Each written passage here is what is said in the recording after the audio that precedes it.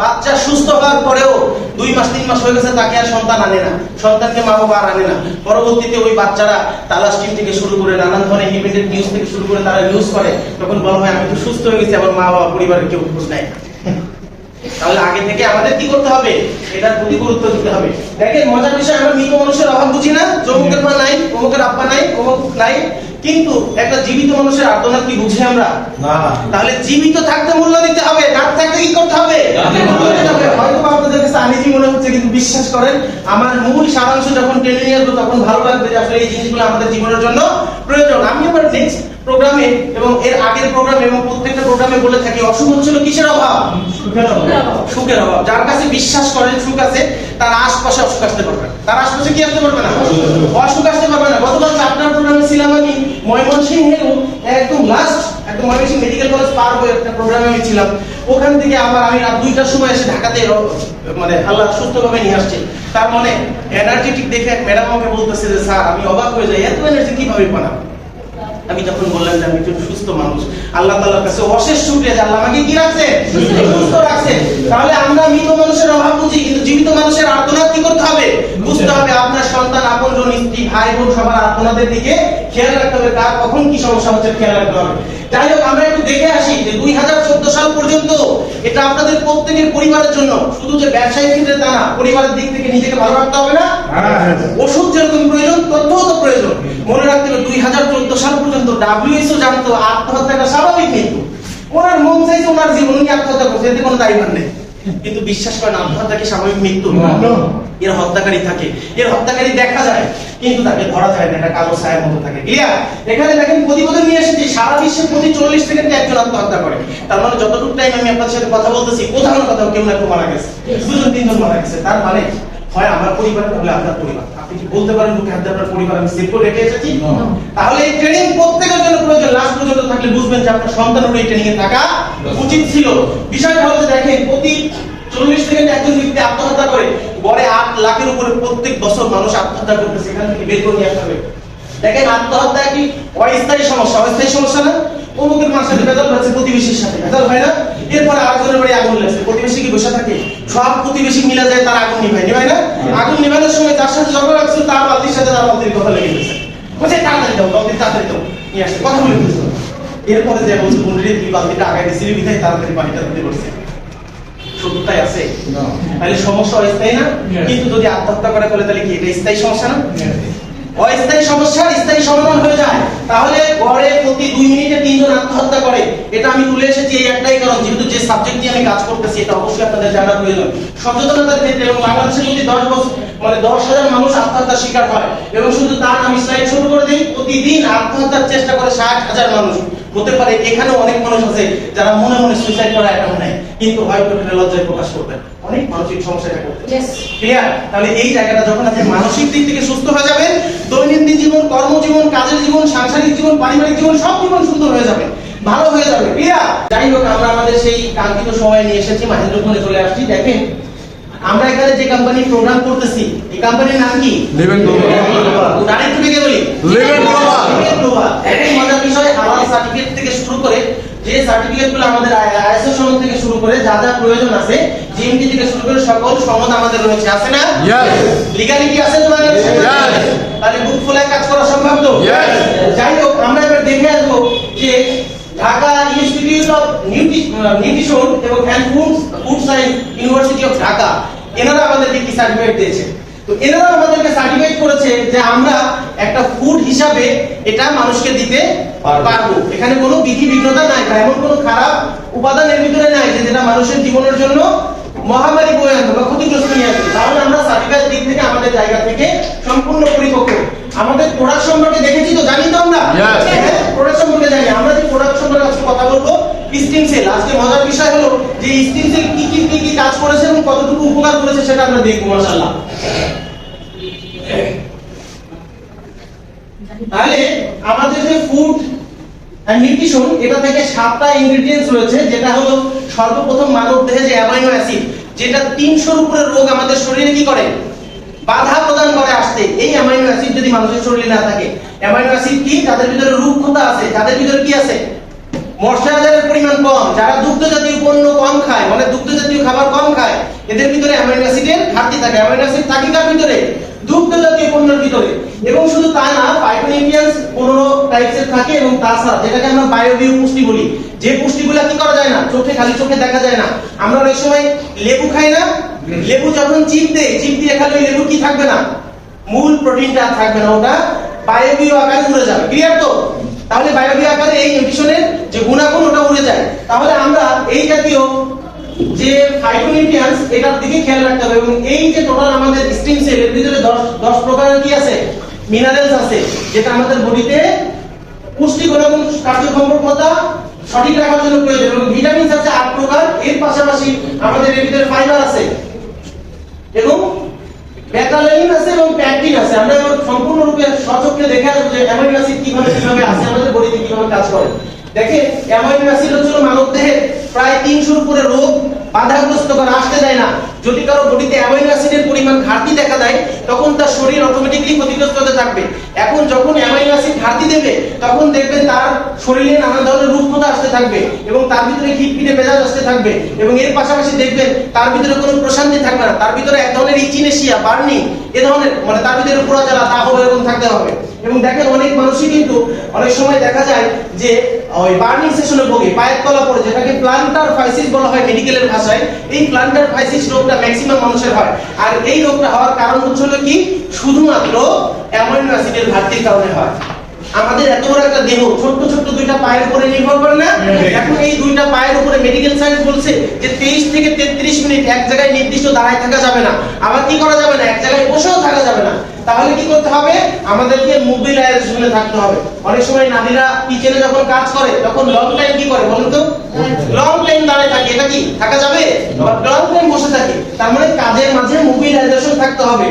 আর এই যে amino acid, যেটা প্লান্টার ফাইসিস নামে একটা রোগ আনতে বডিতে সহায়তা করে, এবং ম্যাক্সিমাম মানুষ এই প্লান্টার ফাইসিসে ভোগে।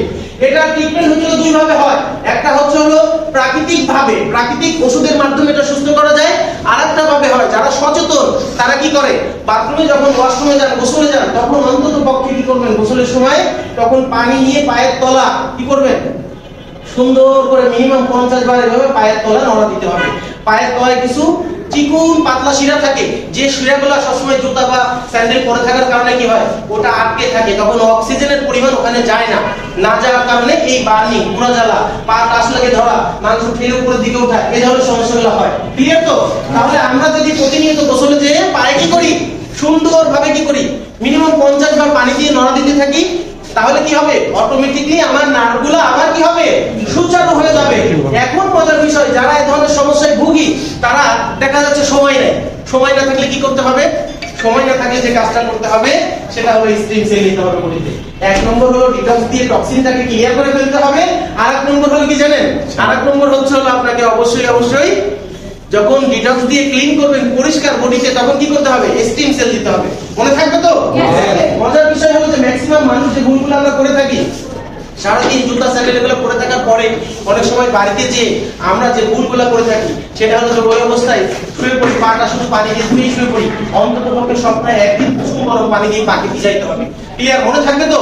যখন কুসুম গরম পানিতে আমি ভিজাবো, তখন কি হবে, ওয়াইফ বলবে কি বাবা পার্লার তৈরি করছে নাকি বাসাতে, কারণ এই দায়িত্বটা কি থাকবে তার। মজার বিষয় কি জানেন, আমি অবাক হয়ে যাই যে আমি যখন বাড়িতে যাই, আমার সারাদিন জুতা পরতে হয়, আমার বিবি অনেক সময় আমার মোজাটা খুলে দিয়ে, উনি একজন ডাক্তার, ওনার পেশা ডাক্তার থাকার সত্ত্বেও আমার খাদেম হিসাবে আছেন না, আল্লাহ তাআলা ওনাকে আমাকে দান করছে না, তাহলে উনি কি করেন, আমার পায়ে অনেক সময় সুন্দর করে তেলগুলো আস্তে আস্তে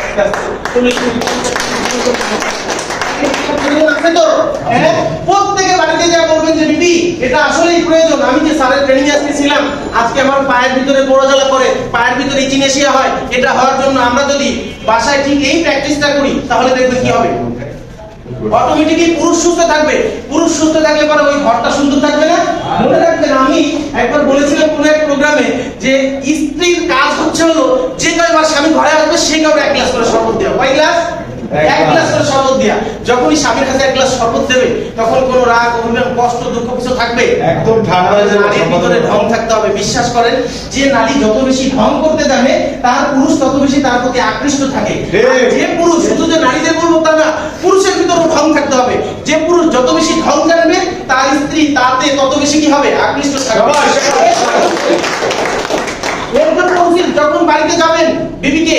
হবে, বিবির সাথে আন্তরিক ভাষায় কথা বলতে হবে এবং বলতে হবে দেখো এখন থেকে 1 ঘন্টা শুধুই তোমার জন্য, শুধুই তোমার জন্য। এভাবে যখন বলবেন বিবির মন ভালো হয়ে যাবে না? বিবির মন ভালো হয়ে যাবে। একজন বললেন যে স্যার আমার বাসায় তো চিনি আনে না, চিনি শেষ হয়ে গেছে। তা আমি বললাম যে মিনছেলে কি করতে হবে? নুন দিয়ে শরবত গুলাই দিতে হবে। ঠিক আছে? তাহলে সাদা পানি হলো, পুরুষ যখন বাহির থেকে আসে অনেক ধরনের পেশা থাকে, একজন পুরুষ সেই বোঝে যে কত দায়িত্ব তাকে বহন করতে হয়। উচিত যে সে যখন 1 গ্লাস পানিও তার সামনে দেবে তখন সকল রাগ দুঃখ কষ্ট শীতল হয়ে যাবে। আমরা যারা বোনরা আছি এটা প্র্যাকটিস করব এবং পানিতেও কিন্তু মিনারেলসের পাশাপাশি অ্যামিনো অ্যাসিডের পরিমাণ থাকে। তাহলে বিশেষ করে আমরা কি করব, পরিবার সুখের জন্য অবশ্যই এটা করতে হবে এবং এর পাশাপাশি যেটা করতে হবে সপ্তাহে 1 দিন নিজের স্বামীর পা কি করব, সুন্দর করে কুসুম গরম পানির ভিতরে দিয়ে এরপরে তাকে কি করব, প্লান্টার ফাইসিস নামে এই রোগ থেকে তাকে মুক্ত করব। আজকে যে আলোচনায় আমরা আসছি সেটা বিশ্বাস করেন পৃথিবীর সবচেয়ে নিকৃষ্ট জায়গা কি জানেন? জেলখানা। এটা তো ভুল বলি নাই। আর একটা জায়গা কি, সেটা হলো হাসপাতাল। দেখেন হাসপাতাল কি ভালো জায়গা? হাসপাতাল ভালো জায়গা। যতক্ষণ টাইমে ডিউটিতে থাকি, ডিউটি শেষ করে বের হয়ে আমি শুধুমাত্র একটা কথাই বলি যে আল্লাহ তুমি আমাকে বাঁচাইছো, এবং বের হওয়ার পরে আমার দায়িত্ব শেষ করে বের হওয়ার পরে আমার কাছে মনে হয় আমি একদম স্বাধীন চেতার মানুষ। আমি অনেক সময় রাস্তা দিয়ে গান ভালো লাগে, তাহলে সেই কাজটা করতে হবে, মনে থাকবে তো? তাহলে অবশ্যই আমাদের খেয়াল রাখতে হবে যে হসপিটাল আর হলো কি জেলখানা, একটা ভয়ানক জায়গা। এই জায়গা থেকে সহজে মানুষ এখানে যেতে চায় না। হ্যাঁ, দুনিয়ার এটা হলো জাহান্নামের একটা প্রতিচ্ছবি। তাহলে আমরা যখন পরিবারে এক একটা কি করব, পরিবারের এক একটা ন্যাচারাল স্বাস্থ্য কেন্দ্র তৈরি করব, তখন কি হসপিটালিস্ট হতে হবে আমাদের? লাগবে।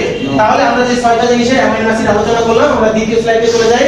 প্লান্টার ফাইসিস নামে এই রোগ থেকে বাঁচার জন্য আরেকটা উপায় রয়েছে। 96% অ্যামিনো অ্যাসিড থাকে শুধুমাত্র রঙিন সবজির মাধ্যমে। তাহলে কি করতে হবে? প্রত্যেক দিনই কি করতে হবে? অন্তত পক্ষে 5 প্রকার বা 6 প্রকারের 6 রঙের খাবার ঘরে নিতে হবে। পারবো না আমরা? হ্যাঁ পারবো। তাহলে 6 রঙের খাবার যখন ঘরে নিব, ঠিক এভাবে আমাদের বডিতে অ্যামিনো অ্যাসিডের পরিমাণ অটোমেটিক্যালি তৈরি হবে।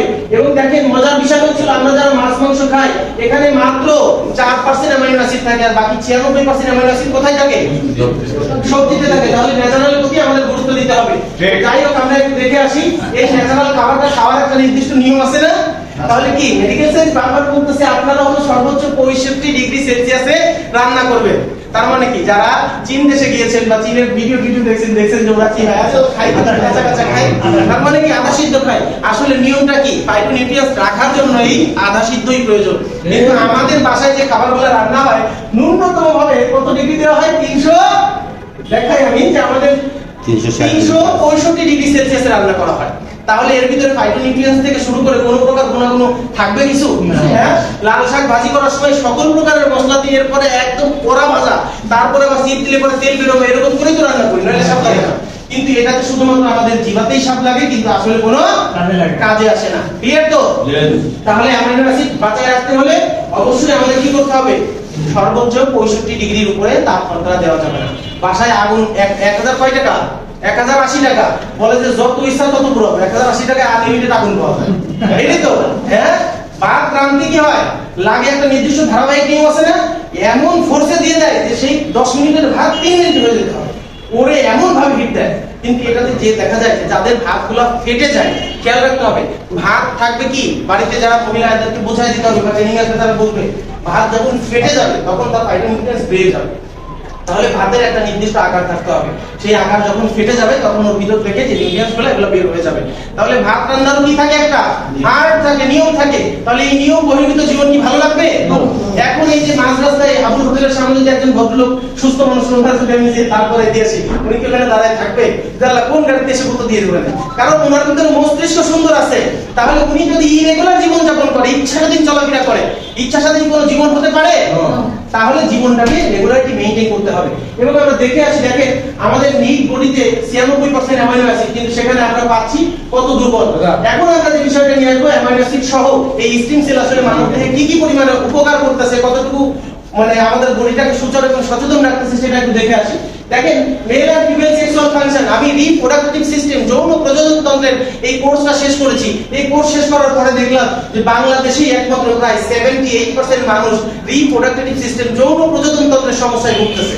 ক্লিয়ার? তাহলে এই যে নারী আর পুরুষ, যেখানে প্রায় ঢাকা শহরে 43টা ডিভোর্স হচ্ছে শুধু প্রত্যেক দিনের হিসাব কি 43টা ডিভোর্স হচ্ছে। এই কারণ হলো যে আমরা ক্ষতিগ্রস্ত হচ্ছি নানান ধরনের খাবার থেকে। খাবার থেকে তো ক্ষতিগ্রস্ত হচ্ছি। খাবার থেকে যখন ক্ষতিগ্রস্ত হচ্ছি তখন আমাদের বডিতে যখন পরিপূর্ণ পুষ্টিগুণ না যাচ্ছে তখন কি হবে? অটোমেটিকলি অন্ধকার হবে না বডি? দেখেন এই লাইটটা জ্বলতেছে, নেগেটিভ পজিটিভ দুইটা লাগেছে। এখন যদি একটা তার আমি কেটে রাখি তাহলে কখনো আলো জ্বলবে? তাহলে আমার কথা ছিল 65 ডিগ্রি সেলসিয়াস তাপমাত্রায় খাবার রান্না করার কথা, 365 যখন দিচ্ছি ওটা তো বাস্ট হয়ে যাচ্ছে, তখন কি আমার বডিতে পুষ্টি যাবে? যখন পুষ্টি যাচ্ছে না তখন কি হচ্ছে বলেন? তখন অটোমেটিকলি বডির অন্যান্য পার্টগুলো ক্ষতিগ্রস্ত হচ্ছে না? যখন বডির পার্টগুলো ক্ষতিগ্রস্ত হচ্ছে তখন কি তার শারীরিক মানসিক এই জায়গাতে সুস্থতা থাকবে? তাহলে এখন আমাদের রান্না তো মাপে করার সুযোগ নাই, বাড়িতে যতবার ট্রেনিং দিয়ে দেই বিবি সুযোগ পাইলে পরে আগুন ফ্রি আগুন আইটু সব দিয়ে দেয়, এই তো। তাহলে এই জায়গায় কি করতে হবে? এই জায়গায় স্প্রিং সেল নিয়ে আসতে হবে। মেশিন কথা শোনে না?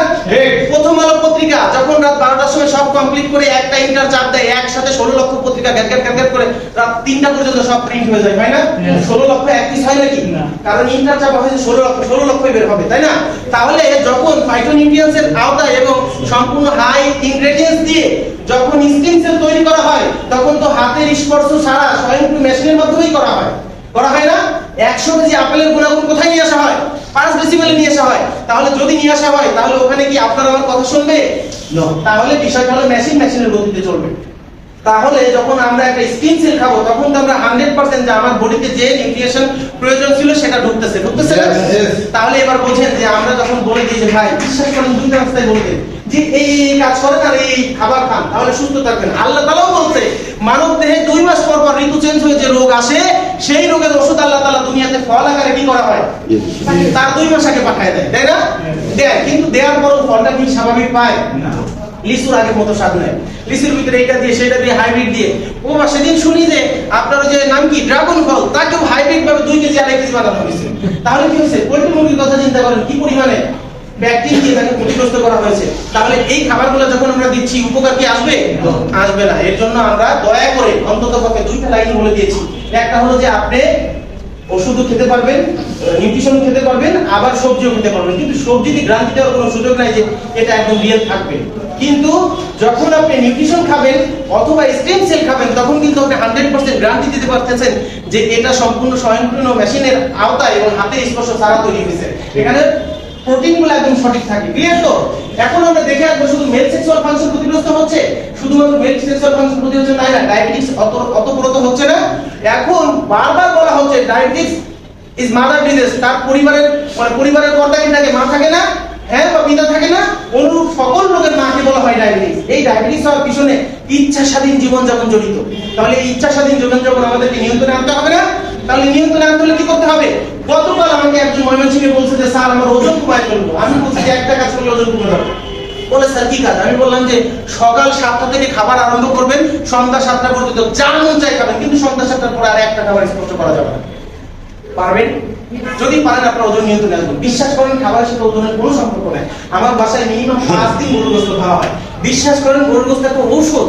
এটা কি মানব দেহের জন্য যদি সেট হয়, কিন্তু আগের দিনের মতো কি পাল্লা দেওয়ার সুযোগ আছে?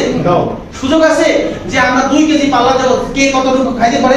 আরে যতটুকু প্রয়োজন ততটুকু খা। দেখেন পেন্সিলিন এটা তো কোনো খারাপ জিনিস না, এটা একটা কি ঔষধ যেটা ইন্ডিয়াতে 12 টাকা বা 14 টাকায় পাওয়া যায়, এটা বাংলাদেশে 1200 1400 1500 টাকায় মেলে না। কারণ কেন? কারণ একটা এটা খাওয়ার নিয়ম এক চামচ, এটাতে একজন 12টা 14টা 15টা একসাথে খায়, তখন কি এর গুণাগুণ ঠিক থাকবে? এটা বিপরীত হবে না? এটাকে ড্রাগ হিসাবে নেশা করে। এর জন্য বাংলাদেশ সরকার তাকে কি করছে? ব্যান করে বন্ধ করে দিয়েছে। ক্লিয়ার? তাহলে বিষয়টা হলো এইটাই, যেটা আমি আপনাদেরকে বলতেছিলাম যে যদি কেউ নিয়ম মেনে চলে, সঠিক নিয়ম মেনে চলে, তাহলে সপ্তাহে 7 দিনে 5 দিন গরুর গোশত খান, কোনো সমস্যা নেই। তবে সেটা দিও কিঞ্চিত না কোনো বঞ্চিত, আর তারা দিতে হবে। তবে সেটা কিসের ভিতরে দিতে হবে? অবশ্যই ইনটেকের ভিতরে দিতে হবে। দেখেন মজার বিষয়, ডায়াবেটিস হওয়ার ক্ষেত্রে যে ক্ষতিগ্রস্তগুলো আমরা হচ্ছি শুধুমাত্র অনিয়ন্ত্রিত জীবনের জন্য। তাহলে সকাল 7টা থেকে খাবার খাবো, মন যা চাই খাবো, কিন্তু সেটা খাইতে হবে কতক্ষণ পর্যন্ত? সন্ধ্যা 7টা পর্যন্ত। দেখেন উন্নত কান্ট্রিগুলোতে তারা কিন্তু রাত্রে বেলা কোনো ভারী খাবার খায় না, কারণ সকালে যখন খাবার খায়, এই যে আমি সকালে খাবার খেয়ে এখানে আসি না, মোবিলাইজেশন করতেছি না, নড়াচড়া করতেছি না, আপনারাও তো বের হয়েছেন। তাহলে এভাবে যখন সারাদিনে নড়াচড়া করেন, সংসারের কাজ করেন, ওই খাবারটা ফেটে যে বডির পার্টগুলোতে অংশগ্রহণ করে, সেলগুলো টেনে টেনে নেয়। কিন্তু রাত্রে যখন গরমের খাবার খায় একবার শুয়ে পড়েন, তখন ওই খাবারটা কি করে? টোটাল শরীরের উপরে, পেটের উপরে কি হয়? স্তূপ করে ফেলে। এর জন্য ক্ষতিগ্রস্ত হয়। খাবারের সাথে কোনো ওজনের সম্পর্ক নাই। যখন খাওয়া কমায় দিলে ওজন কমে যাবে। বিশ্বাস করেন খাওয়া কমায় দিলে আরো ফাইবার অ্যাসিডিটির কারণে শরীর আরো ফুলে যাবে। কারণ যখন পচকরস আমাদের জন্ম শুরু থেকে শুরু হয়েছে, আমাদের লার্জ ইন্টেস্টাইন এবং স্মল ইন্টেস্টাইনে পড়া শুরু হয়েছে, খাবার যদি না পাই তখন আপনার কি হবে, মিউসিন নামে একটা সেল, ওই সেলটাকে ক্ষতিগ্রস্ত করবে, ওখানে ক্ষত তৈরি হবে, এরপরে পিপটি কালচার, এরপরে কি হবে, এটা যখন বড় আকারের ঘা হবে তখন ওটাকে স্টোমাক কালচার বা ক্যান্সার হয়ে যাবে। ক্লিয়ার তো? তাহলে খাবার বন্ধ করা যাবে? 2 ঘন্টা পর পর খাবার দেবে, তবে দিও কিঞ্চিত না করে বঞ্চিত করা যাবে না। তাই চাইছে খাবার দিতে হবে, কিন্তু সেটা পরিমাণ মেইনটেইন করতে হবে। মানে ডায়াবেটিসের বিষয় হলো সম্পূর্ণ কি জীবনের নিয়ম অনুবর্তী তাকে পালন করতে হবে। Same disease of hypertension, same disease of allergic reaction, allergy, diabetes আর হচ্ছে কি হাইপারটেনশন, এই তিনটা কোনো রোগ না, জাস্ট ফর লাইফ ডিসিপ্লিন, জীবনের নিয়ম অনুবর্তিতা। জীবন যখন আপনি নিয়ম অনুযায়ী চলবেন তখন এই রোগগুলো থাকবে না। ডায়াবেটিস কি ওঠানামা করে না? প্রত্যেকটা মানুষের শরীরে আছে না? প্রেসার কি ওঠানামা করে না? প্রত্যেকটা মানুষের আছে না? তাহলে অনুরূপ অ্যালার্জিক রিঅ্যাকশনের ব্যাপারে গত প্রোগ্রামে বলেছিলাম। গত প্রোগ্রামে কেউ আছেন এখানে? হ্যাঁ, কি করলে অ্যালার্জি কমবে বলেন তো ম্যাডাম? বলেন। একটা কাজ শুধু করতে হবে, সেটা হলো কি, বছরে একবার কক্সবাজার যেতে হবে। কক্সবাজার যায় নোনা পানি, সোডিয়াম সালফেটের পানি কি করতে হবে, মোচের মধ্যে এই সারাদিন টাকা করতে দিয়ে দেয়, এত কষ্ট করে কক্সবাজার যায়, এত টাকা পয়সা এরপরে করে কি, বউ কিছুদিন সমুদ্রের পানিতে নামে না। কেন নামে না? আমি কালা হয়ে যাবো, সমুদ্রের পানি কালা হয়ে যাবো। এত টাকা খরচ করে সমুদ্রে যায়, তারপরে কি করে না, পানিতে যাবো, আমি কালা হয়ে যাবো সমুদ্রের পানিতে।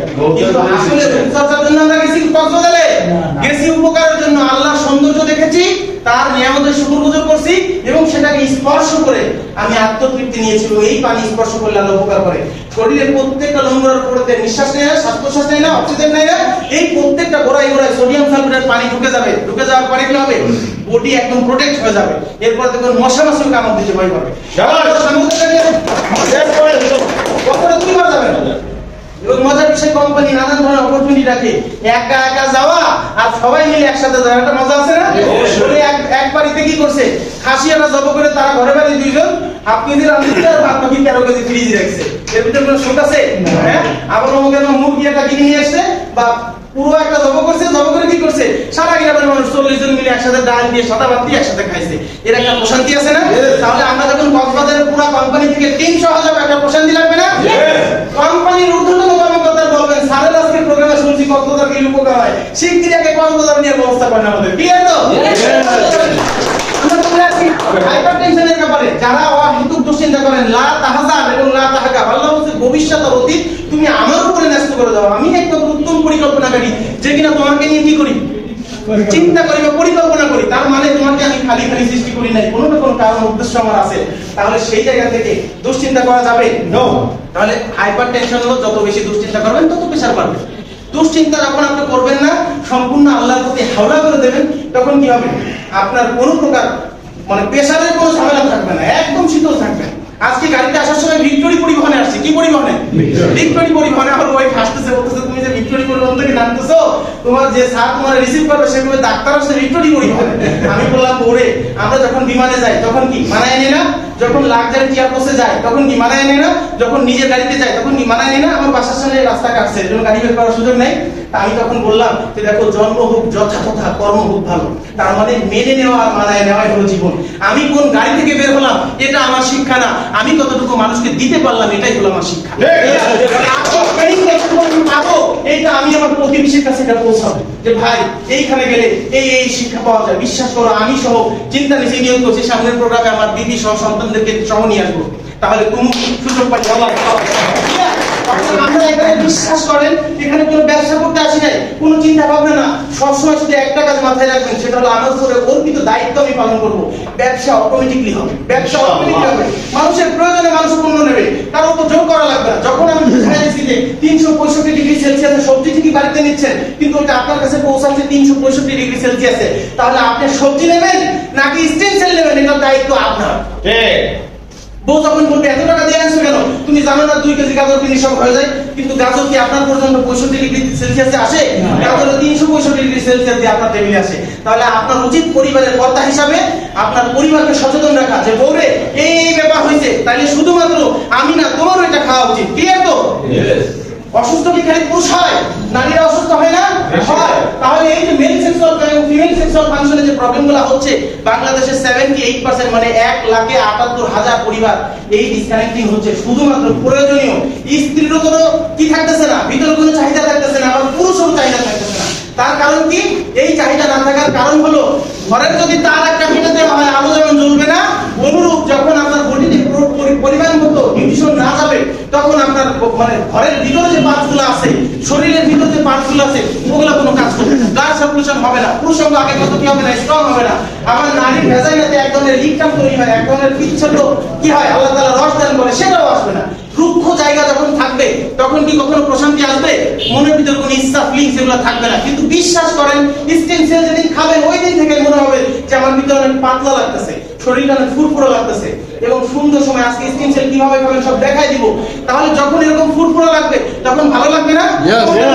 এমন জায়গায় একটু খোঁচা দিয়ে দেবেন, অমুক জায়গায় একটু চুল ধরে টান দিয়ে দেবেন, তখন কি হবে? ভালো লাগবে না? ভালো লাগবে। এই শৌখিনতা থাকতে হবে এবং সন্তানদের মাঝে পরিবারের মাঝে শৌখিনতা থাকতে হবে। ছোট ছোট বাচ্চাদেরকে যখন একটা সাসেট দেবেন বাবা এইভাবে খেতে হয় তখন কি হবে? ওর মস্তিষ্ক পরিবর্তন হবে না? হবে। তো যাই হোক, আমরা নেক্সট স্লাইডে আসি লিভার, যেটা আমি গতদিন আলোচনা করেছিলাম। ঢাকা শহরের ম্যাক্সিমাম হোটেলগুলোতে মরা মুরগির গ্রিল তৈরি হচ্ছে, ম্যাক্সিমাম, এটা আমার কথা না, টাটা স্টিলের রিসার্চ এন্ড ডেভেলপমেন্ট বলা হয়েছে ম্যাক্সিমাম হোটেলগুলো কম দামে মুরগি আনার জন্য কি করে, রাত 3টার সময় যে এই যে কারণ বাজারে সিরিয়াল দেয়, একদল অসাধু ব্যবসায়ী আছে যারা মুরগিগুলা গাড়িতে আনার সময় মারা যায়, স্টক করে ওই মুরগিগুলাকে আলাদা কম দামে এক পাজা মুরগি দেখা যাচ্ছে 1500 টাকা 1200 টাকা বিক্রি করে, পাঁচা ধরে ওইগুলো নিয়ে এসে কি করে গ্রিল বানাচ্ছে। তাহলে আমরা বিগত দেখেছি না যে যখন ফুড এন্ড নিউট্রিশন প্রশাসন থেকে যখন একটা হোটেল রেড করা হয়েছে, বলছে যে তুমি খাও, হোটেলের মালিক খাবে না, কোন শিকার খাবে না, খাও না কেন? কয়েছে সারিতে খালি মরে যাবে না, তার আপনি যেহেতু মরে যাবেন তাহলে আরেকজনের খাও। ক্লিয়ার? তাহলে এই সচেতনতা আনতে হবে। আমাদের সন্তানরা যারা এভাবে ক্ষতিগ্রস্ত হচ্ছে এটা বিশদ বিবরণ আলোচনা হয়। মেডিকেল সায়েন্স তো ছোট্ট না, এটা অনেক বড় কঠিন জিনিস। আমি 7 বছর পরে অ্যানাটমি থেকে গাইনোকোলজি পর্যন্ত পড়ছি। এখন এটা যদি আমি 40 মিনিট আপনাকে দিতে চাই, এর ভাও সহ্য করতে পারবেন না, ভাও সহ্য করতে পারবেন না। শুধু স্লাইড বলে আসতেছি এবং maximum practice is maximum perfect. Practice করতে হবে, বারবার মনে করতে হবে। শুক্রবার হলে পরে কেউ আমার ঠেকায় রাখতে পারবে না। আমি কোথায় যাব? আমি অফিসে চলে যাব, লিভার অফিসে চলে যাব। শুক্রবার হলে আমাকে জানতে হবে, কিছু না কিছু জানতে হবে। ক্লিয়ার? জানার প্রতি আকুল আগ্রহ রাখতে হবে। বিশ্বাস করেন আসার সময় নিচে যখন আমাদের যে ভাই আমাকে রিসিভ করলো, উনি আমাকে কি করলেন, ওই আবুল হোটেলের কফি ইয়া খাওয়ালেন, দুধ চা খাওয়ালেন। আমি যখন ঢুকে আমি নিজে কথা বললাম রিসিপশনে, বললাম যে ভাই আমি 2.5 বছর ঢাকাতে আসছি, আগে ডায়াবেটিস মেডিকেল কলেজে ছিলাম ফরিদপুরে, কিন্তু আমার কখনো আবুল হোটেলের শুধু নামই শুনছি, কখনো ভিতরে আসা হয় নাই। ওনারা হেসে দিয়ে বললেন স্যার দ্রুত আসেন, আমাকে একটা সুন্দর চেয়ার দিয়ে বসতে দিলেন, ফ্যামিলি সহ পরিবার সহ বসতে দিলেন। তখন আমি বললাম যে আপনাদের চা এত সুন্দর, আমি আগে জানতাম না যে এত ভালো। তাহলে তিনবার দিয়ে যাতায়াত করি, জমজম করে ঢুকতাম, যখন সুযোগ পেতাম ঢুকতাম। তাহলে কি তার মনটা ভরে গেছে না? তাহলে কি করতে হবে? প্রত্যেকটা সময় অ্যাপ্রিশিয়েট করতে হবে। যে রিকশায় উঠতেছেন তাকে অ্যাপ্রিশিয়েট করেন। আপনি বিশ্বাস করেন ওই রিকশার ভিতরে আপনার রিজিক লুকায় রয়েছে, ওই রিকশার ভিতরে আপনার ব্যবসা লুকায় রয়েছে। সে যখন জানবে যে আপনি একজন কি স্বাস্থ্য পরামর্শ হেলথ কনসালটেন্ট, তখন কি হবে? উনি বলবেন না যে ভাই আমার আম্মার তো এই সমস্যা, তখন বলবেন যে ভাই শুক্রবার হলে আমাদের ওইখানে এই প্রোগ্রাম হয়, আপনি সুযোগ পাইলে স্যার শুক্রবারে প্রোগ্রাম শেষ করে রোগী দেখে আপনি আসবেন, আমি দেখাই দেবো, সমস্যা নেই। তখন কি এই রিকশা থেকে শুরু হলো না? তাহলে যেখানে 10টা টাকা আপনি বা 20টা টাকা রিকশা ভাড়া দিলেন, মনে রাখবেন আপনি শুধুমাত্র সঠিক একটা তথ্য দেওয়ার কারণে ওই 20 টাকা বা 50 টাকা থেকে আপনার ব্যবসা 5000 টাকা আসতে পারে। একজন রিকশা চালক 5000 টাকা ব্যয় করতে সক্ষম, জানেন তো এটা? কারণ পার দেশে 2000-2500 টাকা ইনকাম করে, সেও 30,000 টাকা মুসরা এসে দিনের তলে রেখে দেয় কিসের জন্য? যে যদি মনি অসুস্থ হয়, মা অসুস্থ হয়, তাহলে এখান থেকে নিয়ে ভাঙবো। প্রত্যেকটা মানুষের সেফ মানি থাকে। ক্লিয়ার? তাহলে উত্তম আচরণ আমাদের করতে হবে। আমরা চলে আসি লিভার সিরোসিসের ব্যাপারে। দেখলাম যে আমাদের লিভার ক্ষতিগ্রস্ত হলেই যে সিমটমগুলো দেখা দেবে, চেহারায় কোনো উজ্জ্বলতা থাকবে না। আমরা মোবাইলের ব্রাইটনেস দেখি না, এরকম টান দিয়ে যখনই ব্রাইটনেস কমায় দিই কালো হয় না? তাহলে মনে রাখবেন লিভার যখন সমস্যা দেখা দেবে, 1 নম্বর কাজ হবে আপনার চেহারার উজ্জ্বলতা নষ্ট হয়ে যাবে। চেহারার ভিতরে কি আসবে? রুক্ষতা আসবে এবং বুকের চামড়া একরকম লাগবে, ডানার চামড়া একরকম লাগবে, আর মুখের চামড়া পড়ে যেতে থাকবে। ক্লিয়ার? লিভার প্রাথমিকভাবে সুস্থ করার নিয়ম। এবং এছাড়াও যদি মনে করেন আপনার মানসিকতা আছে যে আমি একটু টেস্ট করবো, তাহলে SGPT টেস্ট করলে পরে ধরা পড়বে যে আপনার লিভারে কোনো প্রবলেম আছে কিনা।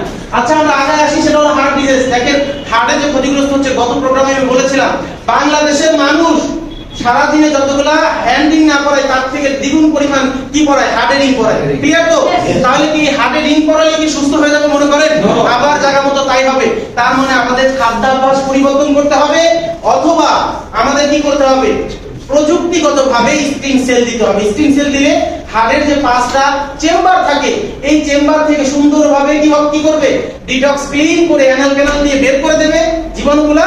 হাড়টা তরতাজা থাকবে, সুস্থ থাকবে, হাড়ের পাম্পিং গুলো ভালো থাকবে। মনে রাখতে হবে যদি 80 বার 1 মিনিটে হার্ট পাম্পিং করে তাহলে তার হার্ট ভালো আছে। যদি এটা 60 এর নিচে নামে তাহলে ক্ষতি, হার্ট কি হবে, স্ট্রোক হওয়ার ভয় থাকবে। যদি এটা 90 এর উপরে উঠে যায় তাহলে কি হবে, ক্ষতি। ক্লিয়ার? তাহলে এই জায়গাগুলো আমাদের ক্লিয়ার হতে হবে। আমরা এবার কোন ক্যান্সারের ব্যাপারে আসি। আমাদের অনেক সময় অনেক ভিতর থেকে সকালবেলা কাজ দিয়ে এবার স্যার দিলে দেখে যে রক্ত আসে অথবা কালো ময়লা আসে। এটা আসার কারণ কি জানেন? আমাদের বডিটাকে আমরা ক্লিন করি না। কারণ ডিটক্স যখন করব তখন তো আমরা গলা দিয়ে খাবো নাকি ইনজেকশনের সাহায্যে নেই আমরা ডিটক্স? গলা দিয়ে খাই। যখন গলা দিয়ে খাবো, খাওয়ার সময় এখান থেকেই তো পরিষ্কার হইতে হতে যাবে। এরপরে যে নালীগুলো আড়াইটা আছে সেগুলো সব ক্লিন পরিষ্কার করে অ্যানাল ক্যানালের রাস্তা দিয়ে বের হয়ে যাবে স্কুলের সাহায্যে। ক্লিয়ার?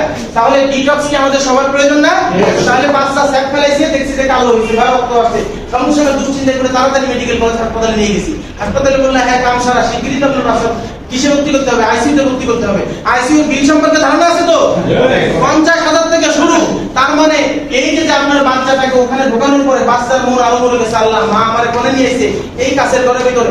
অনেক প্রমাণ আছে না যে সিটি স্ক্যান মেশিনের ভিতরে দেওয়ার পরে মানুষ মারা গেছে, ভয়ে মারা গেছে। তাহলে কি করতে হবে? এভাবে করতে হবে? করতে হবে না। যখন আপনি সচেতন হবেন, বাচ্চার এরকম দেখলেই বলবেন যে ভাই তুমি টেনশন করো না, আমি অমুক স্যারের ট্রেনিং করেছিলাম, ভয় পেও না, কোনো রকম কোনো চিন্তা করো না, আমি আছি, টেনশন করো না। এরপরে আপনার প্রতিনিধির মাধ্যমে নেবেন অথবা নিজে স্বয়ং এখানে এসে ডাক্তারের দিয়ে লিখায় নেবেন। লিখায় নিয়ে কি করবেন, স্বাভাবিকভাবে জুস আকারে বা সাসেট আকারে বাচ্চাকে যখন খাওয়াই দেবেন, দেখবেন পরের দিনের পায়খানাটা একটু কালো কালো হচ্ছে। বলবো যে বাবা ওই যে গলা দিয়ে যেটা বের হয়েছিল এটা পরিষ্কার হয়ে পায়খানা রাস্তা দিয়ে বের হচ্ছে। প্রত্যেকটা জিনিস স্বাভাবিকভাবে নেবেন, একদম স্বাভাবিকভাবে।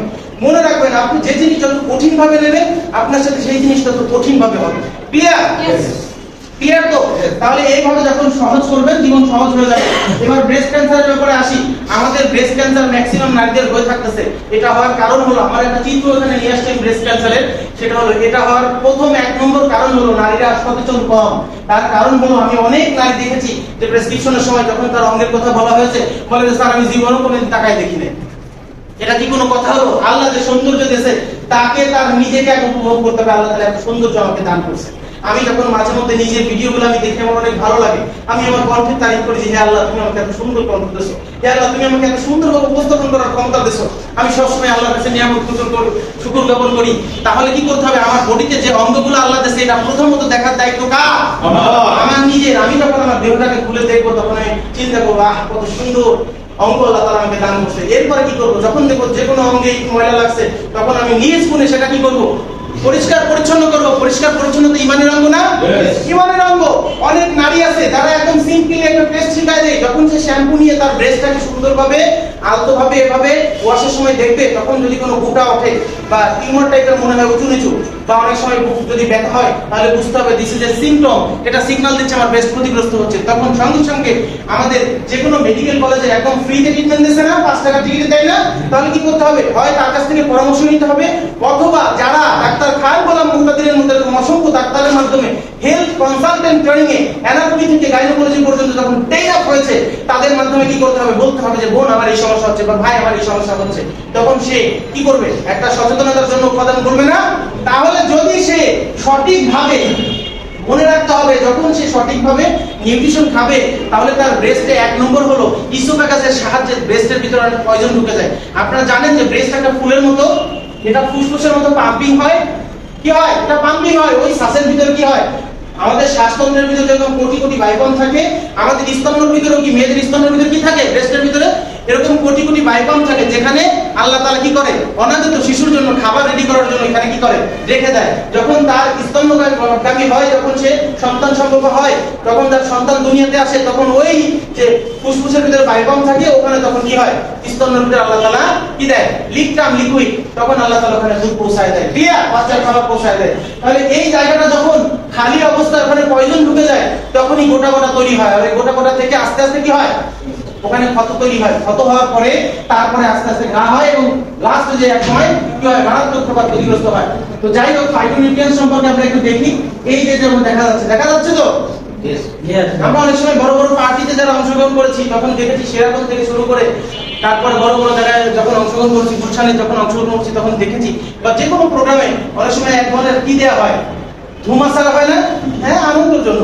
ঠিক আমাদের ফাইটোনিউট্রিয়েন্টসটা ঠিক এমন, বায়বীয় যে পুষ্টিগুলা ওটা বাতাসের মাধ্যমে ওড়ে। তাহলে এই জাতীয় খাবারের যে প্রত্যেকটা খাবারে যে ফাইটোনিউট্রিয়েন্টস থাকে এটা কিন্তু বাতাসের মাধ্যমে ওড়ে। তাহলে আমরা কি করব, এটাকে চেষ্টা করব, যারা আপেলকে কি করি বাচ্চাকে দেওয়ার সময় স্কুলে আপেলের চামড়াগুলা বটি দিয়ে ছুলে তারপরে বা চাকু দিয়ে ছুলে বাচ্চাকে দিই, এটা করা যাবে না। তখন ওই মানে আপেলের ভিতরে কোনো গুণাগুণ থাকবেই না, বা ফাইটোনিউট্রিয়েন্টস থাকবে না। ক্লিয়ার তো?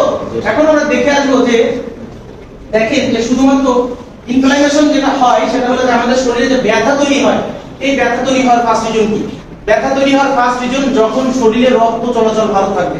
আমার পিতা আমার মতো এমন রোগ ছিল না এক সময়, তার কাছে 50 কেজি ওজন, কি তখন 50 কেজি মনে হয়েছে? এক টান দিয়ে উঠাই ফেলছে। আর আমিও এখন এক টান দিয়ে 50 কেজি উঠাই ফেলতে পারি, কিন্তু আমার আব্বা এখন আর পারে না, কারণ আমার আব্বা 60 হয়ে গেছে, সে চাইলে এখন 50 কেজি এক টান দিয়ে উঠতে পারে না। ক্লিয়ার? তাহলে আব্বার শরীরের রক্ত চলাচল আর আমার শরীরের রক্ত চলাচল এক নাকি? তাহলে এখানে একজন ভদ্রলোক যে 50 উঠতো, তার শরীরের রক্ত সার্কুলেশন আর আমাদের এই যে স্যার লিমন সাহেবের রক্ত সার্কুলেশন এক হবে কখনো? তাহলে দুজনের ভিন্ন রক্তের গতির কারণে ব্যথা তৈরি হয়। যখন রক্ত স্লো হয়ে আসবে, যখন বডিতে টক্সিনের জায়গা হবে, তখন রক্ত যাওয়ার সময় কি করবে? বাধাগ্রস্ত হবে। যাদের ডায়াবেটিস হয় তাদের ভিতরে সুগারের দানা আসে না, রক্ত চলতেছে, রক্তনালীতে আগে যে কি করতেছে, ধাক্কা খাচ্ছে, এরপর আবার একটু আগে যে আর একটা সুগারের দানার সাথে ধাক্কা খাচ্ছে, এভাবে রক্তটা স্লো হয়ে গেছে। পানি আর বালু মিশাই দিলে যেরকম স্লো হয়, অনুরূপ যখন বডিতে টক্সিনের জায়গা হয় তখন কি হয়? রক্ত চলাচল স্লো হয়ে যায়। তখন ওই যে অনেক সময় চুলকালে পরে সঙ্গে সঙ্গে লাল হয়ে যাবে ওই জায়গাটা, কারণ ওখানে টক্সিনের পরিমাণ আছে। ক্লিয়ার তো? যখন টক্সিন থাকবে তখন ওখানে ইনফ্লামেশন তৈরি হবে এবং পেইন তৈরি হবে, ব্যথা তৈরি হবে। তাহলে যাদের রক্তের গতি ভালো, রক্ত চলাচল ভালো, তাদের কাছে শরীরে কোনো ব্যথা আসতে পারবে না। অথবা আমরা যেটা ইউরিক অ্যাসিডের পরিমাণ বেড়ে গেলে শরীরে ব্যথা হয়, সেই ইউরিক অ্যাসিড বাড়ে কিভাবে? বডিতে যখন টক্সিনের জায়গা হয়। তাহলে আমরা গত প্রোগ্রামে বলেছি প্রত্যেক 3 মাস অন্তত কি করতে হবে? ডিটক্স করতে হবে। যখন বডি 3 মাস পর ধুয়ে ফেলবো, পরিষ্কার করে ফেলবো, তখন কি কোনো প্রকার কোনো টক্সিন থাকবে? যখন টক্সিন থাকবে না তখন কি হবে? অটোমেটিক্যালি শরীর ভালো থাকবে না? আরে কৃষক তো তার জমিটাকে নিরায় না, ভাই 1 সেল দেবো, 2 সেল দেবো, 3 সেল দেবো, তারপরে যা বীজ বলবে, এটাকে বলবো না, এরকম বলে না? তাহলে কি আল্লাহ তাআলা এত সুন্দর একটা অ্যানাটমি থেকে গাইনোকোলজি পর্যন্ত সুন্দর একটা দেহ দান করছে, তার এখনো সময় শেষ দিয়েছেন নাকি? একবার শুরু হয়েছে আর চলতেইছে, এরকম কোন সময় হয়? মোটরসাইকেলটা তো ঘরেতে কাটাই ভাবে রাখেন যে 1000 কিলোমিটার হওয়ার সাথে সাথে কি করবো? মোবাইল চেঞ্জ করবো, নাহলে পিস্টন ক্ষতিগ্রস্ত হবে, পিস্টন বসে যাবে। কিন্তু এই দেহের মোবাইল কয়দিন চেঞ্জ করছেন বলেন?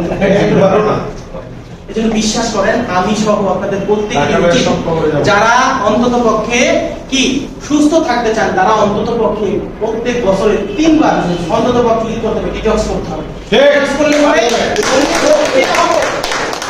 শরীরে যখন সেচ দেওয়া হবে, এরপরে যে বীজ বলবেন সেই বীজ কি হবে? কলায় কি হবে? তরতাজা। একদম রাত্রেবেলা বীজ দিলে সকালবেলা কি হবে? কলায় যাবে। ক্লিয়ার তো? একজন গত প্রোগ্রামে জিজ্ঞাসা করছে, স্যার বাচ্চা কেন হয় না? তারা শুধু বললাম নারীদের 3টা গুণ থাকতে হবে। একটা হলো তার স্তন একদম থনথনে থাকতে হবে, 350 থেকে 400 গ্রাম ওজন হতে হবে, এবং তার যে পাশার যে নিতম্ব এটাও থনথনে থাকতে হবে। এর পাশাপাশি মাসের 23 থেকে 33 দিনের ভিতরে তার মাসিক সার্কেলটা একদম পরিচ্ছন্ন ক্লিন থাকতে হবে। তাহলে সে হলো উর্বর জমি। উর্বর জমি বোঝেন তো? পরিষ্কার পরিচ্ছন্ন জমি। এই জমিনে বীজ দেওয়ার সাথে সাথে কি হবে? ফসল ফলবে। বিশ্বাস করেন, আল্লাহর সাথে এক্সেপশনাল ভাবে কারো শত্রুতা আছে না? না। তাহলে 1 ফুট বীজের ভিতরে 70 কোটি জীবন থাকে। মানুষ কি 70 কোটি সন্তান একবারে চায়? একটা তাই হয় না। তার কারণ কি? আসলে তার জমি পরিষ্কার না। জমিতে যখন পরিষ্কার পরিচ্ছন্ন ভাবে বীজ দেওয়া হবে, কথা হবে। ক্লিয়ার? তাহলে আমরা আমাদের জায়গাতে চলে আসি, সেটা হলো যে এই ধরনের সমস্যাগুলোকে আমরা দেখি না? গ্যাংগ্রিন হয়। আমাদের প্রোডাক্ট কি গ্যাংগ্রিনের কাজ করে? এর একাধিক প্রমাণ আছে না? তাহলে কি গ্যাংগ্রিন অর্থাৎ হলো তার সেল ইনঅ্যাক্টিভ হয়ে গেছে, সোজা বাংলা কথায় সেল অকেজ হয়ে গেছে, ওই জায়গার সেলটা কাজ করতেছে না। তাহলে এই সেলের আমার জীবন আছে, সেলের জীবনের জন্য কি করতে হবে? অবশ্যই সেখানে স্টিম সেল দিতে হবে। যখন স্টিম সেল দেবো তখন ওই জায়গাটা আবার পরিষ্কার পরিচ্ছন্ন হবে না? ধানের পরে তো নানান ধরনের সার আছে না? এখন আপনি ইচ্ছা স্বাধীন সার দিলে ধান কাজ হবে? তাহলে আপনাকে বুঝে সঠিক নিউট্রিশন, অথবা যদি সঠিকভাবে আপনি বোঝান, তাহলে গ্যাংগ্রিন হওয়ার ভয় থাকবে না। অনেকে তীব্র মাথা ব্যথা হয় না? যদি সে তার মাথাতে ব্লাড সার্কুলেশন, তার টেম্পল, এই কপালে যদি চিকন চিকন রক থাকে, যে শিরাগুলো মাথা ব্যথার সময় ফুলে যায়, টাচ করে। ক্লিয়ার? কতদিন লিফটে ওঠার সময় এক ছেলে আমাকে বলতেছে যে স্যার আমার মাথা মনে হচ্ছে ছিঁড়ে পড়ে যাচ্ছে, এত অসহ্য যন্ত্রণা লাগতেছে। তখন সে হাতে করে টাপনিল নিয়ে আসছে। টাপনিল চেনেন তো? হ্যাঁ, টাপনিল নিয়ে আসছে। আমি বললাম যে বাজার তুমি টাপনিল আগে বন্ধ করো, কতদিন এটা খায় না। আমার ঘরে স্টিমসেল ছিল, আমি বললাম যে পয়সা তুমি আগে আমার ঘর থেকে নিয়ে যাও, স্টিমসেল দিয়ে দিলাম। বললাম যে স্টিমসেল খাওয়ার পরে এবার একদম শীতল হবে, তুমি মানে রেস্ট নিয়ে যাবা, ঘুমাবা, একটা ঘুম দেওয়ার পরে দেখবা ভালো লাগবে। পরে বিকেলবেলা এসে আমার বলতেছে স্যার আমার জীবনটা এত প্রশান্তি লাগছে, কি খাওয়ালেন আমার। ক্লিয়ার তো? তাহলে কি করতে হবে? স্টিমসেল যাদের মাথা ব্যথা একাধিক হয় শুধুমাত্র সাসেট দিয়ে বলবেন যে এই সাসেটটা খাও আর পর যাতে 8 ঘন্টা ঘুম দাও, আর কিছু লাগবে না। ক্লিয়ার তো? হ্যাঁ, তাহলে মনে থাকতে হবে যে মাথা ব্যথার জন্য কাজ করবে স্কিন ইনফেকশন, মানে স্কিনে যে আমাদের সোরিয়াসিস, পোরিয়াসিস, রিং সোরিয়াসিস যেটা হয়, স্ক্যাবিস যেটা হয়, এটা হওয়ার জন্য স্কিনের কোষ যদি ভালো থাকে তাহলে কি কোষ অসুস্থ হবে? কোটা কোটা যেটা ওঠে না, এটা ওঠার কারণ হলো এই কোষগুলো দুর্বল হয়ে গেছে। ওই কোষগুলো কি হয়েছে? দুর্বল হয়েছে। গাড়ির টায়ার চেঞ্জ করি না, টায়ার যখন দুর্বল হয়ে যায় তখন কই কি যে পাশের ভালো টায়ারটা সামনে দাও, কারণ সামনে ব্রেক করলে যাতে গাড়ি নড়াচড়া না করে। ক্লিয়ার তো? তাহলে পাশের ভালো টায়ারটা কি করে সামনে নিয়ে আসে আর দুর্বল টায়ার পিছনে দেয়। আর যদি সম্ভব হয় তো চারটে টায়ার একসাথে চেঞ্জ করে নতুন টায়ার নেয়। ক্লিয়ার তো? তাহলে আমাদের স্কিনের সেল যখন দুর্বল হবে তখন এই ধরনের স্ক্যাবিস এবং এই ধরনের ক্ষতিগ্রস্ততা অবশ্যই সচেতন থাকতে হবে। আমরা গ্যাস্ট্রিক থেকে শুরু করে আলসার কি জিনিস সেটা দেখব এবং স্কিন ডিসঅর্ডার দেখব। ওই যে আমরা গোটা গোটা হয়েছে যেটাকে রিং সোরিয়াসিস বলা হয়, হ্যাঁ, রিং এর মতো হয়, চাকা ধরে। এখন এটা পানিবাহিত ভাবেও আসতে পারে, আবার স্কিনে যদি কোনো ভিতর অনেকে বলে যে আমি তো স্যার পানিতে গোসলই করি না, তাহলে কি আমি টিউবওয়েলে গোসল করি অথবা দেখা যাচ্ছে পরিষ্কার পানিতে গোসল করি, তা আমার কেমনে এই পানিবাহিত রোগ হলো? বিশ্বাস করেন আমরা যে খাবার খাচ্ছি তার থেকে ভিতরে আলাদা পানি আছে, বুঝেন তো? শরীরের ভিতরে নদী আছে, সাগর আছে। যারা একটা জগতে যায় তারা বুঝতে পারেন তাহলে ওই সাগরের পানি থেকে পানিবাহিত রোগ হয়েছে। ক্লিয়ার তো? তাহলে ভিতরে যদি ওই সাগরটাকে পরিষ্কার রাখি ডিটক্স দিয়ে তাহলে কি পরিচ্ছন্ন থাকবে না? তাহলে স্কিন ডিসঅর্ডার হবে, পানিবাহিত রোগ আর হবে না। আলসারের ব্যাপার হলো যে আমারই কোনো কঠিন কিছু না, যখন লং টাইম খালি পেটে থাকতে থাকবেন, ইচ্ছার সাথে জীবনযাপন করবেন, তখন আপনার বডিতে পয়জন তৈরি হতে থাকবে এবং খাবার না থাকার কারণে আমাদের শরীর থেকে যে অ্যাসিডিটি করতে থাকে ওটাই আস্তে আস্তে আপনার ক্ষত সৃষ্টি করতে থাকবে। এবং সকালবেলা কাজ দিলে সার দিলে যেরকম পয়জনের মতো কালো বের হয় অথবা রক্ত কালো আসে, ভয় পাওয়ার কোনো কারণ নাই। তারা যদি সঠিকভাবে টোটাল বছরে 3 বার ডিটক্স করে তাহলে এই আলসারের মতো ভয়ানক সমস্যা আল্লাহ তাআলা সমাধান করবে, মাফ করবে। ওকে? এবং গ্যাস্ট্রিকের যে ভয়ানক মানে সমস্যায় থাকি এটার জন্য কিন্তু মারাত্মক সমস্যা। ম্যাক্সিমাম মানুষ সেক্সুয়াল ডিসঅর্ডার হওয়ার প্রধান কারণ হলো গ্যাসের ওষুধ। এখানে ইনফ্লামেটিক নামে একটা কেমিক্যাল দেওয়া হয়, যে কেমিক্যালটা আমাদের পুরুষ এবং নারীদেরকে প্রচুর পরিমাণে ক্ষতিগ্রস্ত করতেছে। গত প্রোগ্রামে আমি বলেছি যে অবশ্যই গ্যাসের ওষুধকে বিসর্জন দিতে হবে, এটাকে বাদ দিয়ে আসতে হবে। ক্লিয়ার তো? যারা ব্যথার ওষুধের সাথে মুড়ির মতো গ্যাসের ওষুধ খায় তারাও কি করা যাবে না, খাওয়া যাবে না। হ্যাঁ, এটা খেয়াল রাখতে হবে যে গ্যাস আমাদের বডিতে এটা স্বাভাবিক মাত্রা। যখন আমরা প্রথম ভাগ থেকে ইচ্ছা করে অন্য কোনো ওমিপ্রাজল পিপিপি দিয়ে যদি আমরা বন্ধ করতে চাই তখন কি হবে, আমাদের এটা যখন ঊর্ধ্বগতি মানে চাপ দিতে থাকবো তখন গ্যাসটাকে চাপ দিয়ে ধরে রাখবো এবং এটার কারণে আমার খাবার হজম হবে না। আইবিএস নামে একটা রোগ হবে। যারা অতিরিক্ত গ্যাসের ওষুধ খান তাদের ইরিটেবল পারাসাইট রোগ মানে পরিপাকতন্ত্র জমে যেতে থাকে। ক্লিয়ার? তো যাই হোক, মজার বিষয় হলো এই যে দাঁত কষা অনেক সময় দাঁতের শোষণ দিলে পরে রক্ত আসে না, এটা নিউট্রিশনের সাহায্যে মুক্ত হবে। দেখবেন যে আপনি যখন গাল দিয়ে জিভা দিয়ে যখন সাসেটটা চেটে চেটে খাবেন তখন দেখবেন যে আপনার গালের প্রত্যেকটা স্ক্যাবিসগুলা যত রকম ভাইরাস আছে এগুলোকে ক্লিন করে দিয়ে এবং গালের ভিতরে একটা সুস্বাদু ভাব থাকবে, থাকবে না? যারা স্কিনসেল খেয়েছেন একটু দেখি তো, হাত উঁচু করি। মাশাআল্লাহ মাশাআল্লাহ, তো ভালো লাগলো মাশাআল্লাহ। তাহলে আমরা স্কিনসেল বেশি বেশি খাবো, নিজেদের সন্তান এবং পরিবারকে খাওয়াবো ইনশাআল্লাহ। এবং এর সাথে সাথে যারা কি এই যে অনেক সময় কি হয় অতিরিক্ত ওজন যাদের থাকে তারাও ইনশাআল্লাহ এটা খেলে পরে সুস্থ থাকতে পারবে। আমাদের হাড়ে যাদের হাড় ক্ষয় হয়, হ্যাঁ, যাদের অস্টিওপোরোসিস হয়, এই হাড় ক্ষয় কি করবে? স্কিন সেল আপনার হাড়ের ভিতরে এক ধরনের অ্যালকালাইন থাকে। হাড়ের ভিতরে যখন আমরা কাশি গ্রাম শোষণ দিলে ভিতর থেকে এক ধরনের পানি বের হয় না, ওটাকে অ্যালকালাইন বলা হয়। ওই জায়গাটাও কি থাকবে? পরিপূর্ণ স্পর্শ এবং পরিষ্কার পরিচ্ছন্ন থাকবে। তাহলে আজকে থেকে আমরা অবশ্যই খেয়াল রাখবো যে আমাদের অস্টিওপোরোসিস যাদের হাড় ক্ষয় হয়, অল্প বয়সে হাড় ক্ষয় হয়ে যায়, সেই হাড় ক্ষয়টা আমাদের ক্লিন থাকতে হবে মাশাআল্লাহ। আমাদের আলোচনা শেষের পথে। এবং এছাড়া যাদের দাঁত ক্ষয় হয়, দাঁত ক্ষয় হয়ে গেলে এটার দিকে খেয়াল রাখতে হবে। এবং চোখের ভিতরে অনেক সময় কি হয়, অনেক ধরনের ভাইরাস যায়, ধুলাবালি ময়লা ঢোকে, এর জন্য আমরা কি করবো? স্কিন সেলগুলোর চোখটাও কি থাকবে? রিচ ফ্রেশ থাকবে, পরিষ্কার পরিচ্ছন্ন থাকবে। এর সাথে সাথে যাদের ব্যথা হয়, দাঁতে প্রচন্ড ব্যথা হয়, যখন দাঁতের শিরাগুলো ভালো থাকবে দাঁতে ব্যথা থাকবে থাকবে না। মজার বিষয়, যাদের সন্তান অনেক সময় কি হয় হাত পা ছোটবেলা থেকে পাকা পোকা অনেক সময় হয়, এটাও নিউট্রিশনের সাহায্যে আবার স্বাভাবিক পুষ্টিহীনতার কারণে এটা হয়। পুষ্টি যখন সঠিকভাবে পাবে, মনে রাখবেন 12 বছর পর্যন্ত হরমোন চেঞ্জ হওয়ার আগ পর্যন্ত তার সন্তান ভালো হবে ইনশাআল্লাহ। আমি টাইমার কতটুকু দেখাই দিচ্ছি। তাহলে আমাদের বডিতে দেওয়ার কথা ছিল কত? 80% দেওয়ার কথা ছিল এই ন্যাচারাল ফ্রুট সবজি, হ্যাঁ, আর 20% দেওয়ার কথা ছিল আমিষ। কিন্তু আমাদের কি হয়? উল্টো হয় না?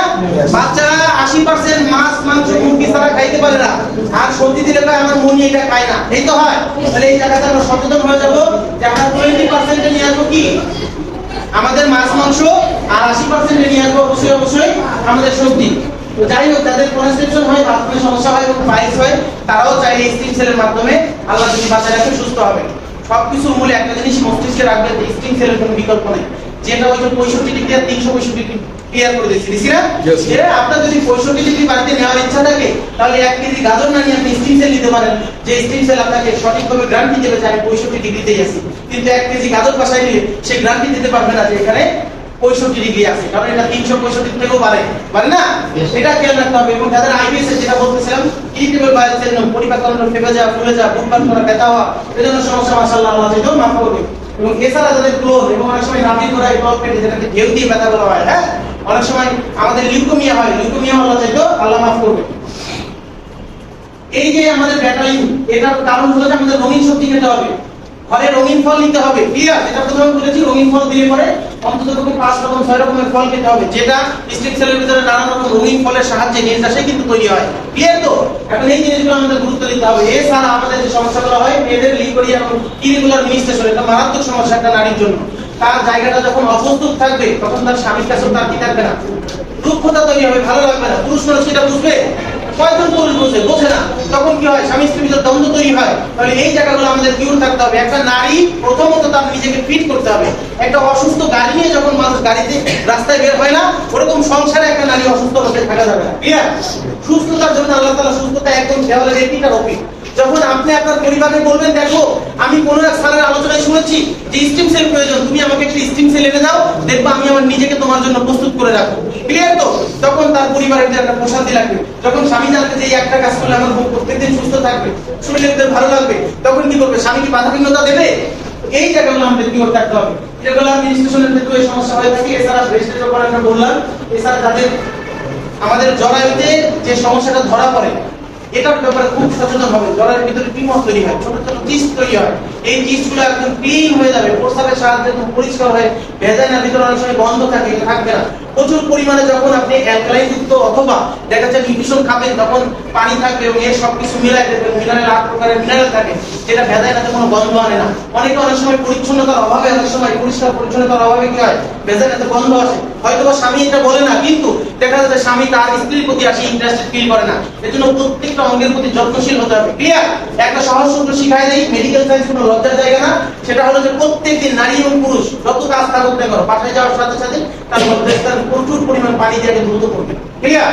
সহজ হিসাব দ্রুত করার পরে এরপরে আপনি যে কোনো প্রকার অয়েল, সেটা অলিভ অয়েল হতে পারে অথবা ন্যাচারাল যে কোনো অয়েল হতে পারে, ওটা দিয়ে একদম নিতম্ব সহ একদম টোটাল ইন্টারনাল পার্টগুলোকে একদম তেল দিয়ে সুন্দর করে চকচক করে দেবেন। এরপরে যে আপনি যদি ট্রাউজার পরেন, লুঙ্গি পরেন অথবা দেখা যাচ্ছে প্লাজো পরেন, যেটা পরেন না কেন, দেখবেন যে আপনার এই অঙ্গগুলো একটা প্রশস্তি লাগতেছে, ফ্রেশ লাগতেছে, ক্লিয়ার? তো যখন ওই কোষগুলোতে কোনোদিন হাতও দেন না, পরিষ্কার পরিচ্ছন্ন খালি ওয়াশরুমে খুব করে ফুস করে পানি দিয়ে চলে আসেন, তখন কি হয়? ওই কোষগুলো ড্রাই হয়ে যায়। যখন ওই কোষগুলো ড্রাই হয়ে যায়, তখন ওই কোষগুলোর মস্তিষ্কগুলো হারায় ফেলে, ক্লিয়ার? তো তাহলে এই কাজ not only one, all over the others day, সপ্তাহে 7 দিনে 7 দিন এটা করতে হবে। তখন দেখবেন আপনার অঙ্গগুলো পরিষ্কার থাকবে, স্বামী ও স্ত্রীর প্রতি একটা ভালো মানসিকতা তৈরি হবে, স্ত্রীরও স্বামীর প্রতি একটা ভালো মানসিকতা তৈরি হবে, ক্লিয়ার? আমরা দেখে আসি তাদের এই যে ব্যথা তৈরি হয় প্রচুর পরিমাণে, বিশেষ করে আমাদের অ্যাবডোমিন পেইন হয় যেসব মেয়েদের মাসিকের সময়, এরাও যদি সঠিকভাবে, অবিবাহিত নারীদের অনেক সময় বেশি হয় জিনিসগুলো, তারা যদি সঠিকভাবে নিউট্রিশন খায় এবং যদি স্টিম সেল খায়, তাহলে তারা ভালো থাকবে, তাদের সমস্যা থাকবে না। একটা অবিবাহিত মেয়ে প্রত্যেক মাসে মাসিকের সময় এরকম চিৎকার করে, বাবা হয়তো টের পায় না, মার কাছে বলে, মা বোঝে, মা অনেক সময় স্বামীর কাছে বলে, এটা গুরুত্ব দেয় না। কিন্তু বিশ্বাস করেন, একটা মেয়ের এই ব্যথা যে কত বড় কঠিন ব্যথা, 18টা হাড় ভাঙলে যে ব্যথা হয়, তার এই ব্যথা কন্টিনিউ হতে থাকে। তাহলে কি করতে হবে? এই সন্তানটার জন্য আপনার এটা প্রয়োজন না? তাহলে কি করতে হবে? বয়সের মেয়ে যাদের বাড়ি থাকবে, ব্যথা থাকুক না থাকুক, সুস্থ শরীর সে খেতে পারে, নিয়ে দেবেন মানে, বা ওয়াইফে বলবেন তুমি মনির এটা খাইতে বলবে। অনেক সময় পিতারা মেয়েদের সাথে লজ্জা, অনেক সময় কথা বলে না, দরকার নেই, মারা দেবেন যে মনির এটা খাইতে বলেই হবে। আমি ডাক্তারের প্রোগ্রামে ছিলাম, অথবা এক প্রোগ্রামে নিয়ে আসবেন সন্তানকে, তখন সে সচেতন হবে যে আমার নিজেকেও আমার অনাগত স্বামীর জন্য প্রস্তুত করতে হবে, ক্লিয়ার? তাহলে প্রত্যেক মানুষের প্ল্যান যে tablet capture for the future, পরিকল্পনা একটা ওই জীবন হবে অসুন্দর, ক্লিয়ার? মজার বিষয় হলো যে আমাদের শরীরে এই জায়গাগুলো মানে সারি জাতীয় পদার্থের ব্যাপারে খেয়াল রাখতে হবে, আমাদের প্যাকটিং বলা হয় জাতীয়, বিশেষ করে এই আপেলটা যখন আমরা খাই, আমরা স্কুলে খাওয়ার কারণে আমাদের বায়ুকে পুষ্টিগুণ ক্ষতিগ্রস্ত হয়। এর জন্য উচিত হলো যে আমরা যখন ন্যানো টেকনোলজির সাহায্যে এই আপেলটাকে 100 কেজি আপেলকে সাসেট আকারে নিয়ে এসেছি, কতটুকু নিতে 5 ml এর ভিতর নিয়ে এসেছি, 100 কেজি আপেলের ভিতরে যে পুষ্টি থাকে সেটা সাসেট আকারে নিয়ে আসা হয়। তাহলে এই জায়গাগুলো আমরা একটু খেয়াল রাখবো, এবং এই জায়গাগুলো যখন খেয়াল রাখবো আমাদের এই যে মেমোরি লস, অনেক সময় short term visual memory, brain থেকে অনেক কিছু মুছে যায়, এই সমস্যা ম্যাক্সিমাম মানুষের থাকে না, হ্যালুসিনেশন হয়। তাহলে অবশ্যই যখন আমরা কন্টিনিউ এই জিনিসটা আমাদের বডিতে সাথে রাখবো, গাড়িতে বসে এটা খাচ্ছি, তখন পাশের দিন বলবে ভাই এটা আবার কি খান, বলেছে ভাই এটা তো এই কারণে খাই, আমাদের অমুক স্যার একদিন প্রোগ্রাম করে, আপনি সুযোগ পেলে একদিন আসেন, সমস্যা ফ্রিতে যখন তারা দিয়েছেন, তার ভালো লাগলো ভাই আপনার নাম্বারটা দেন। যখন আপনার একটা সুন্দর স্মার্ট কার্ড থাকবে হেলথ কনসালটেন্ট, যখন এই কার্ডটা তাকে দেবেন, তখন স্যার ওই দিন প্রয়োজন হয় নাই, 1 সপ্তাহ 1 মাস পরে সে কি বলবে, ওই নাম্বারে ফোন দেবে না যে ভাই আপনার এই প্রোগ্রামটা তো একটু আসতে চাই, আপনার ভাবিনি নিয়ে আসতেছে, সমস্যা। তখন আমার যে ভাই আগে নিচে বসে কি খাইছে, একটা দুধ চা খাওয়াইতেছে, আপনারও কি করতে হবে, নিচে বসে আগে কি করতে হবে, মেহমানদারিত্ব করতে হবে। তখন দেখবেন যে উনি আপনার একটা ভালো মানসিকতা তৈরি হবে। এরপরে যখন ট্রেনিং এ আসবেন, ট্রেনিং এ আসার পরে যখন উনি বুঝবে যে আই নিড দিস, এটা আমার প্রয়োজন, যখন আমার প্রয়োজন হবে তখন সেটা পারচেজ করবে না, উনি পারচেজ করলে তো আপনার ভ্যালু বাড়ে না। তাহলে বিষয়টা কি কেমন, মানুষের প্রতি আমাদের খুব সাধারণ এবং স্বচ্ছ ধারণা থাকতে হবে। দেখেন অনেক সময় অল্প বয়সে কিছু বাচ্চাদের ভিতরে অ্যাডাল্ট চলে আসে, এটা আসার কারণ হলো কি, তার ভিতরে হরমোনাল ইমব্যালেন্সিং হয়েছে। একমাত্র কি করতে পারে, হরমোনাল ব্যালেন্সিং করতে পারে কিসে, স্টেম সেল বডিতে সঠিকভাবে থাকলে পরে বিরত হবে না। অনেক সময় কারোর নখে এই ধরনের সমস্যা থাকে না, সঠিকভাবে যদি আমরা স্টেম সেল খাই তাহলে আমাদের যে নখগুলো পুষ্টি গুণাগুণ সঠিকভাবে পাবে, ওই নখগুলো আর মরে যাবে না, ক্ষতিগ্রস্ত হবে না। অনেক বিবরণগুলো আমি স্লাইডে খুব দ্রুত সরাই নিয়ে যাচ্ছি, যেহেতু আজকে শুক্রবার দিন, নামাজের দিন, সময় শেষ হয়ে যাচ্ছে। তাহলে স্কিনের ব্যাপারেও আমাদের এরকম সচেতন হতে হবে। অনেকের পিঠে একদম থেকে খেয়ালই করে না পিঠের দিকে, এটা যদি খেয়াল রাখতে হবে, পিঠটাকে শরীরের প্রত্যেকটা অঙ্গটাকে একটু খেয়াল রাখতে হবে, স্বাভাবিক আচরণ করুন, বসেন। তো যাই হোক, অনেক সময় আমাদের কি হয়, ঘুমাইতে চাই না, মুখে আলো লাগাই রাখি, এতে আমাদের কি হয়, ক্ষতি হয়। এবং এছাড়া অনেক সময় আমাদের মনে হয় যে অনেক সময় রাত জেগে থাকি না ঘুমাই, বা আমাদের মনে হয় কি যে কেউ একজন আমার কাছে আসতেছে, আমাকে ক্ষতিগ্রস্ত করতে, আমাকে মেরে ফেলতেছে, এরকম ভয় লাগে। অনেক সময় বাথরুমে গেলেও কি হয়, বোরের সামনে দাঁড় করে রাখি, খবরদার দরজা করে না, মনে হয় আমার দম বন্ধ হয়ে যাবে, এরকম হয় না অনেকে। এটা এক ধরনের ডিজিজ, এক ধরনের ডিহাইড্রেশন ডিপ্রেশন থেকে তৈরি হয়। এটাও যখন আপনি পরিপূর্ণ স্টিম সেল খাবেন, দেখবেন বাচ্চা ছেলের মতো 8 ঘন্টা 9 ঘন্টা ঘুম হবে। একটা বডি যখন ঘুম থাকবে তখন তার শরীর ফ্রেশ থাকবে। ওকে, এখন মাশাআল্লাহ আমরা অবশ্যই খেয়াল রাখবো, এখানে এই যে হেলদি সেল এবং অ্যাক্টিভ সেলের ব্যাপারে যেটা বলা হয়েছে, এবং এই ডিটক্সকে আগে সর্বপ্রথম স্টিম সেল খাওয়ার আগে কি করতে হবে, অন্তত ডিটক্স করে ক্লিন করতে হবে। দেখেন আমি অনেক সময় বারবারই বলেছি যে আমি কিন্তু এখানে সেল করতে আসিনি, আমি শুধুমাত্র আমার তথ্যটা আপনাকে দিয়েছি। যদি আই নিড দিস, এটা আপনার পরিবার এবং আপনার যদি মনে করেন যে প্রয়োজন, তাহলে কি করতে হবে, পারচেজ করতে হবে। দেখেন আল্লাহও কিন্তু ছেড়ে দিয়েছে না, ইচ্ছা স্বাধীন দিয়ে ছেড়ে দিয়েছে। তুমি যখন বলবা আল্লাহ আমি ভালো রাস্তায় হাঁটতে চাই, তখন আল্লাহ কি করবে, ভালো রাস্তাটাকে প্রশস্ত করে দেবে। যখন তুমি খারাপের দিকে যাবা, আল্লাহ তোমাকে সহযোগিতা করবে খারাপের জায়গায় যাওয়ার জন্য, তার রাস্তাটাকে প্রশস্ত করে দেবে। ক্লিয়ার? তাহলে আল্লাহ তাআলা তোমাকে যে জ্ঞান এবং মেধা দিয়েছে, আমি যদি আজকে সেলের জন্য বারবার বলতাম এই কয়জন পারচেজ করছেন, কি করছেন, কোনো প্রয়োজন নাই, কাউকে বাধ্যবাধকতা করা যাবে না। সে বুঝবে, পরিবারের গার্জিয়ান, সে পরিচালক, একটা পরিবারের চেয়ারম্যান, সেই বোঝে যে আমার পরিবারের জন্য এটা নিট কিনা। যদি তার প্রয়োজন মনে হয় তাহলে সে অবশ্যই এটাকে পারচেজ করবে। ক্লিয়ার? মজার বিষয় হলো এটার দিকে আমরা অবশ্যই খেয়াল রাখবো। এবং সেবন ফিজিক ব্যাপারে যেটা নিয়ে আসছি, দৈনিক সকালে একটি করে সাসেট 10 দিনে একটা না 30 দিন খাবেন। ক্লিয়ার?